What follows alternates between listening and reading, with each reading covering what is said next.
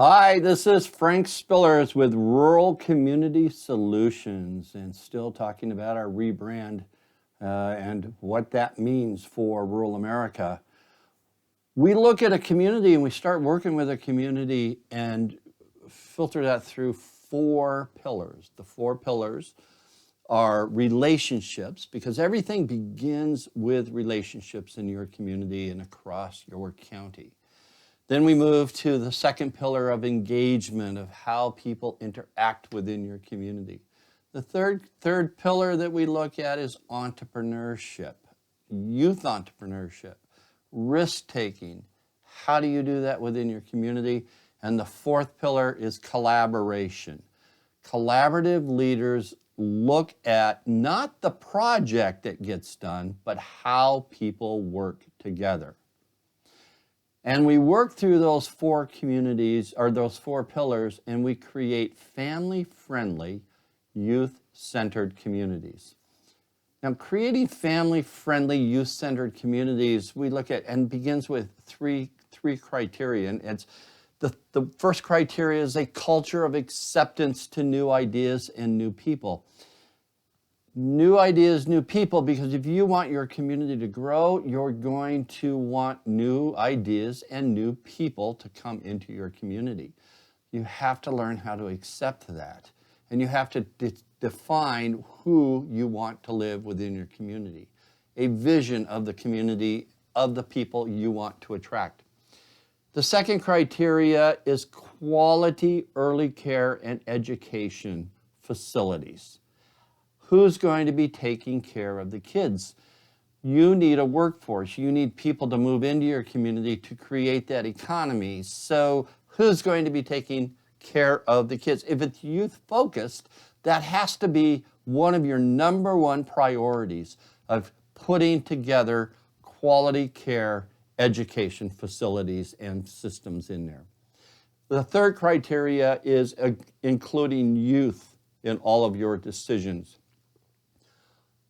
That can just mean asking yourself the question, how will this decision that we create right now, even in city council, in your school boards, in your chamber of commerce, in your economic development activities, in your Kiwanis clubs, Rotary clubs, Lions clubs, any of those clubs, in your family, how will this decision affect kids?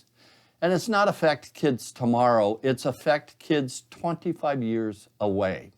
What type of culture are we building as we include youth in all of our activities and in all our decisions? Now let me talk a little bit more about early care and education and what that means for your community, because it does affect your workforce. You do know that the statistics show, and from the Early Care and Learning Council in the United States, the average American working parent misses 9 days per year due to child care related issues. 29% of all employed parents experience a child care breakdown. All right, that can be absenteeism, that can be tardiness, that can be reduced concentration at work. AT&T did a study, and they showed that with 57% of their females and 33% of their male staff with children under the age of 6, they lost time from work for the preceding month due to child care issues. Now, also AT&T, in that same study, AT&T said that they increased about 40% of productivity when they focused on quality early care and education. So 63% of employees surveyed in 2000, okay, it's a long time ago, but in 2000, by the American Business Collaboration, they reported improved productivity associated with quality early care and education on there.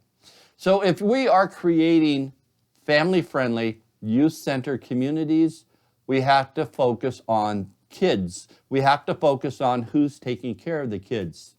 Now, in a week, we're going to be talking to 1,000 early care and education professionals in New Mexico at their Association for the Education of Young Children.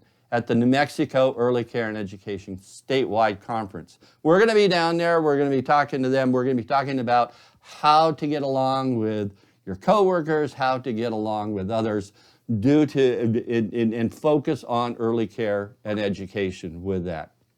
We're also going to be talking in another workshop of how to roll out the red carpet in 10 easy steps, working with early care and education.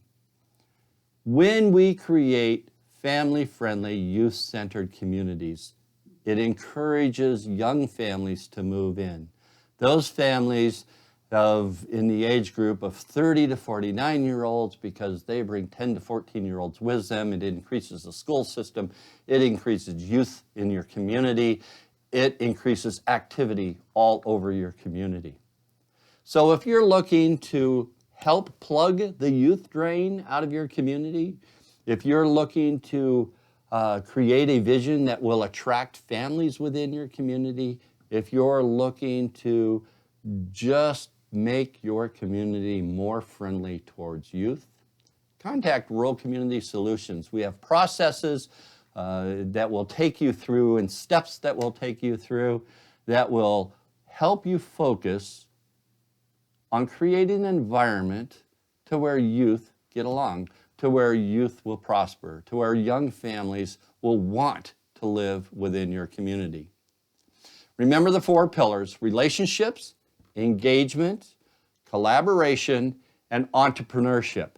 That's building family-friendly, youth-centered communities. I'm Frank Spillers, and if you liked what you heard here, comment below, let me know, get a hold of me, check out our website, check out our Facebook page, Rural Community Solutions Facebook page, and give us some feedback on what you hear. We want to help rural communities, rural America, grow again with family-friendly, youth-centered communities.